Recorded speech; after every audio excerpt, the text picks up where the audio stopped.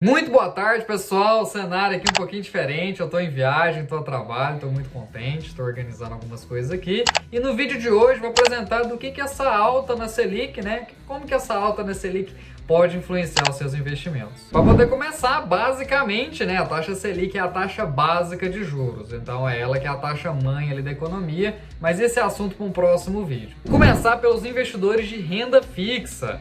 Como a taxa de juros é a Selic, a taxa básica, quando ela está subindo, a renda fixa também sobe. Então os títulos pré-fixados agora aumentam o prêmio. Antes a gente estava negociando ali por volta de 8% a 9%, agora a gente vai negociar entre 9% e 10% ao ano nos prêmios pré-fixados de renda fixa. Então, majoritariamente, quando a gente fala em renda fixa, com a taxa Selic subindo, a renda fixa também é beneficiada, ela também sobe. Agora, quando a gente fala de renda variável, algumas coisas mudam. Por exemplo, empresas que prestam serviços financeiros, né, bancos, seguradoras, etc., essas empresas tendem a ser beneficiadas. Quando a gente pega uma seguradora, quando a taxa Selic sobe, e você vai lá e paga um prêmio pela contratação de um seguro, a seguradora pega esse prêmio e investe no mercado de renda fixa. Com a taxa Selic subindo e a renda fixa aumentando o prêmio, a ideia é que as seguradoras sejam beneficiadas com esse tipo de situação. A mesma coisa acontece com os bancos. Basicamente, a taxa Selic, por ser a taxa básica de juros, quando ela sobe, o custo do crédito também sobe e isso favorece os bancos, porque eles conseguem vender o seu produto mais caro, porque é tudo lastreado no custo de crédito. Basicamente, quando a gente fala de empresas que prestam serviço financeiro, elas tendem a ser beneficiadas com a Selic. Bancos, a gente vai entender mais futuramente que eles tendem a ser beneficiados nos dois casos, né? O banco no Brasil é muito bom. Tem até uma charada que o pessoal fala aqui que o principal negócio, né? O melhor negócio do Brasil é um banco bem tocado e o segundo melhor negócio do país é um banco mal tocado, um banco mal gerido. Os negócios que são afetados negativamente com a taxa Selic são negócios que precisam de capital intensivo. Como eu falei, né, o custo do crédito vai aumentar e se você tem um negócio que ele precisa de um custo intensivo de capital, por exemplo, um supermercado que você precisa investir muito para abrir uma outra loja, uma outra unidade, principalmente as incorporadoras, empresas ligadas aí à construção civil, como o custo do crédito vai aumentar, a ideia é que essas empresas aí, elas sejam afetadas negativamente por essa alta na taxa Selic. Tem algumas empresas da área de incorporação, da área de construção civil, né, que se deram muito bem com a Selic em alta, justamente porque ela conseguiu aproveitar bem esse momento.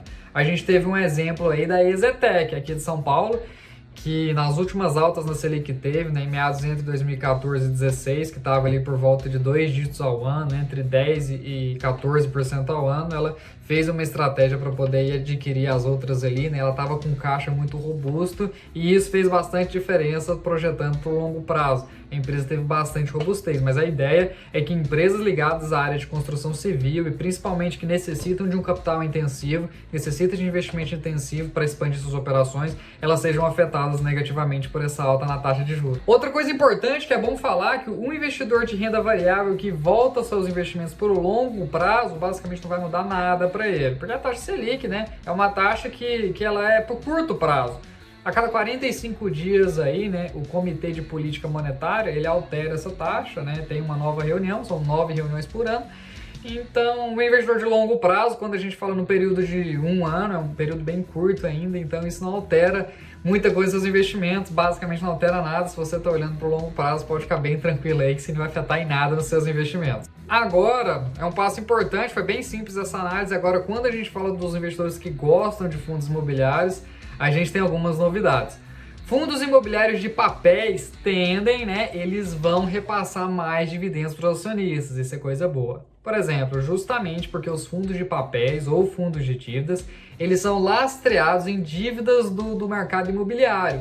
Então o que acontece? Se a dívida está subindo, se ela está ficando mais cara, isso beneficia os contratos de empréstimo dos fundos imobiliários, consequentemente eles vão pagar mais dividendos aos seus acionistas, porque o custo do crédito está subindo. E se ele detém esse crédito, né, emprestado, se ele é um credor, ele vai ser beneficiado com isso da mesma maneira como ocorre com os bancos. Fundos da área de papéis são beneficiados com a alta na taxa Selic. Quando nós falamos dos fundos imobiliários de tijolos, né, que envolvem toda a gama que a gente tem, fundo de laje corporativa, shopping, hospital, escola, tudo mais, eles também tendem a ser beneficiados justamente pelo mesmo motivo. A maioria dos contratos que compõem a carteira desse fundo, eles são lastreados nos índices de renda fixa, IGPM, CDI, que é a taxa Selic, né? Que o IPCA também. Então, quando a gente tem uma alta na renda fixa, eles tendem a ser beneficiados com isso. A partir do momento que se algum inquilino rescindir o contrato, ele paga uma multa que também beneficia no curto prazo, agora olhando para um prazo bem curto, os acionistas do fundo. Então, basicamente, quando a gente fala de alta na taxa Selic para empresas que prestam serviços financeiros é uma boa, pode ser que seja interessante no curto prazo. Empresas que prestam serviços que necessitam de um capital alto de investimento, né, de um capital intensivo, você precisa investir muito para expandir as operações, elas são afetadas negativamente. E quando a gente fala de fundo imobiliário, os fundos imobiliários aí de papéis, eles são beneficiados, e os fundos imobiliários de tijolos também tendem, eles tendem a ser beneficiados, vai depender dos contratos que ele tem lá dentro. Majoritariamente, a maioria dos fundos imobiliários, eles compõem, né, contratos que são lastreados nos índices de renda fixa. Se ele está subindo, ele também vai ser beneficiado. Tá ok? O vídeo foi esse, as minhas credenciais estarão todas na tela, eu vou pedir aqui novamente a sua inscrição, o que você achou do vídeo, comenta aqui embaixo. Se você gostou, deixa um like, se não gostou, deixa um dislike, isso é importante para eu poder estar mensurando os resultados. E muito obrigado pela sua audiência e até o próximo vídeo.